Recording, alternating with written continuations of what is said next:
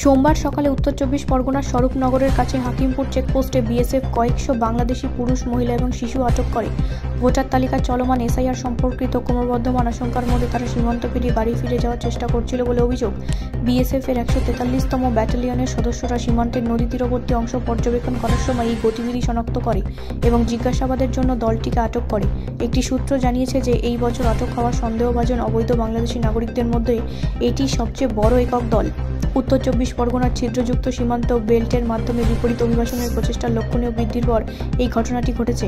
BSF কর্মকর্তারা জানিয়েছেন, মঙ্গলবার বিকেল নাগাদ হাকিমপুর সীমান্ত পয়েন্টে আটকা পড়া বাংলাদেশির সংখ্যা 500-এরও বেশি হয়ে গেছে।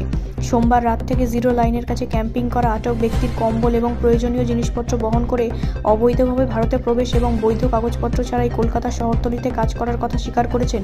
বিএসএফ কর্মকর্তারা আরও জানান, কারো কাছে পাসপোর্ট, ভিসা বা পরিচয়পত্র ছিল না।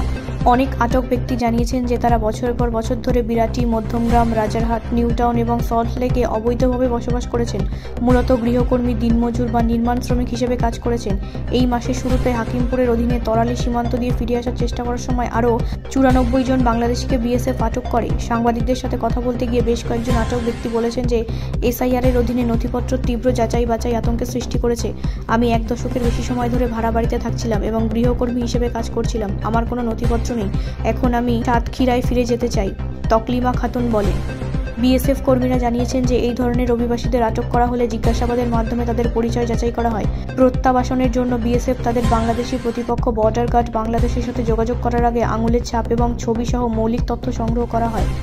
ব্যুরো রিপোর্ট, রাষ্ট্রীয় প্রসার বাংলা।